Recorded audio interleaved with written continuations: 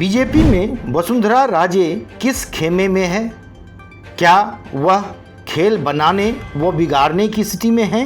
क्या सचिन पायलट जैसी हालत हो गई है उनकी? राजस्थान में सियासी उठापटक के बीच प्रदेश की पूर्व मुख्यमंत्री की चुप्पी के क्या हैं सियासी मायने? ये सभी सवाल राजनीतिक गलियारों में चर्चा का विषय बना हुआ है। वसुंधरा राजे और अशोक गहलोत की दोस्ती को लेकर भी उठाए जा रहे हैं सवाल। वहीं बीजेपी को भी है विधायकों के छिटकने का डर। राजस्थान में चल रहे सियासी उठापटक पर जहां देश भर में चर्चा का विषय बना हुआ है, वहीं पूर्व मुख्यमंत्री वसुंधरा राजे की इस पर खामोशी रहस्य बनी हुई है।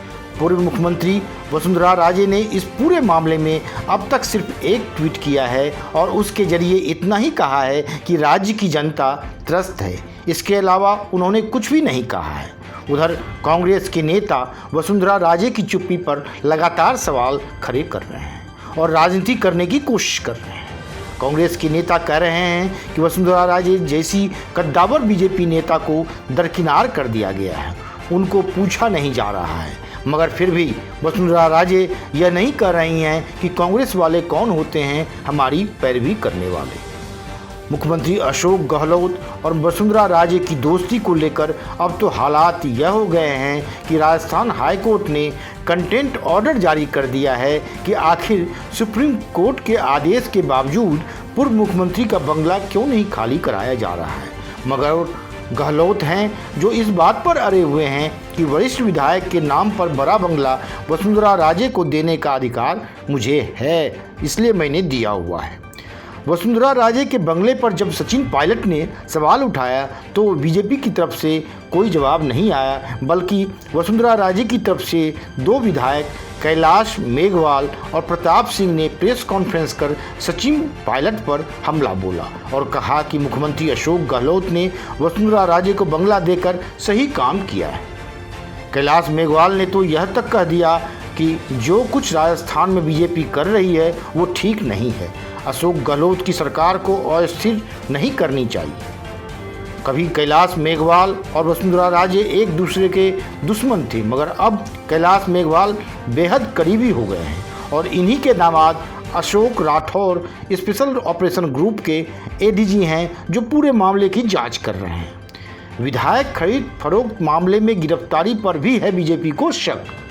विधायक खरीद फरोख्त मामले में संजय जैन, भरत मलानी और अशोक सिंह की गिरफ्तारी को लेकर भी बीजेपी शक कर रही है, क्योंकि ये सब किसी न किसी वक्त वसुंधरा राजे के बेहद करीबी रहे हैं। बीजेपी की तरफ से रोजाना प्रेस कॉन्फ्रेंस हो रही है और जवाबी हमला हो रहा है, मगर वसुंधरा राजे जयपुर आने के बजाय धौलपुर में अपने राजमहल में बंद हैं और पूरे मामले पर नज़र रखे हुए हैं। वसुंधरा राजे पर अशोक गहलोत की सरकार बचाने का भी है आरोप। बीजेपी को डर सता रहा है कि अगर कांग्रेस के दो विधायक कम हुए तो हो सकता है कि कैलाश मेघवाल और प्रताप सिंह के जरिए क्रॉस वोटिंग कराई जाए। यही वजह है कि वसुंधरा राजे को मीटिंग तक में नहीं बुलाया जा रहा है। राजनीतिक गलियारे में यहाँ तक कहा जा रहा है कि जो हालात कांग्रेस में सचिन पायलट की है, वही हालत वसुंधरा राजे की बीजेपी में हो गई है। लिहाजा दोनों ही अपनी पार्टी के खिलाफ हो गए हैं और अब देखने वाली बात है कि दोनों का अगला कदम क्या होता है। एनडीए के सदस्य और राष्ट्रीय लोकतांत्रिक पार्टी के सांसद हनुमान बेनीवाल ने तो खुलेआम प्रेस कॉन्फ्रेंस कर वसुंधरा राजे और अशोक गहलोत को मिले होने का आरोप लगाते हुए कहा था कि वसुंधरा राजे अशोक गहलोत की सरकार बचा रही है। हालांकि इस मामले में हनुमान बेनीवाल को चुप रहने की नसीहत दी गई, मगर जिस तरह से बीजेपी ने हनुमान बेनीवाल पर हमला नहीं बोला, उसे देखते हुए साफ लगता है कि वसुंधरा राजे और बीजेपी में सचिन पायलट हो गई हैं।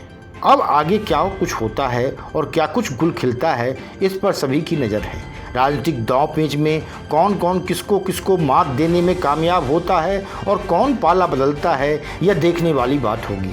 सबको इस पूरे मामले के पटाक्षेप होने का इंतजार है।